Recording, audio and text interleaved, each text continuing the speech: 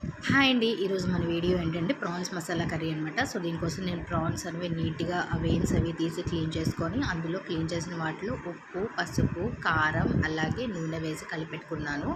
So ఇప్పుడు వాటిని కొంచెం కుక్ చేసుకోవాలండి. ప్రాన్స్‌లో ఉన్న వాటర్ అంతా మనకి కొంచెం బయటకు వచ్చేసేంత వరకు కుక్ చేసుకోవాలి. సో ఇప్పుడు వాటిని పక్కన పెట్టుకున్నాను. సో ఇప్పుడు అదే ప్యాన్‌లో కొంచెం ఆయిల్ వేసి ఉల్లిపాయలు, పచ్చిమిర్చి, కరివేపాకు, ఉప్పు, పసుపు వేసి అన్నది బాగా ఫ్రై చేసుకోవాలి. ఇప్పుడు ఫ్రై అవుతున్నప్పుడు 1 స్పూన్ అల్లం వెల్లుల్లి పేస్ట్ వేసుకోవాలి. అలాగే అది పచ్చివాసన పోయిన తర్వాత 2 టమాటోలు ఇలా ప్యూరీలాగా చేసి ఇలా వేసుకొని పచ్చివాసన పోయిన తర్వాత గరం మసాలా పౌడర్, ధనియాల పౌడర్, జీలకర్ర పౌడర్ అన్నీ వేసి బాగా ఫ్రై చేసుకోవాలి. ఇది ఫ్రై అయిపోయిన తర్వాత ముందుగా మనం బాయిల్ చేసి పెట్టుకున్న ప్రాన్స్ని కూడా వేసి ఫ్రై చేసుకొని తర్వాత మనం గ్రేవీకి తగ్గట్టుగా వాటర్ అనేది వేసుకోవాలి. సో ఇప్పుడు సాల్ట్ అనేది కావాలంటే వేసుకోండి.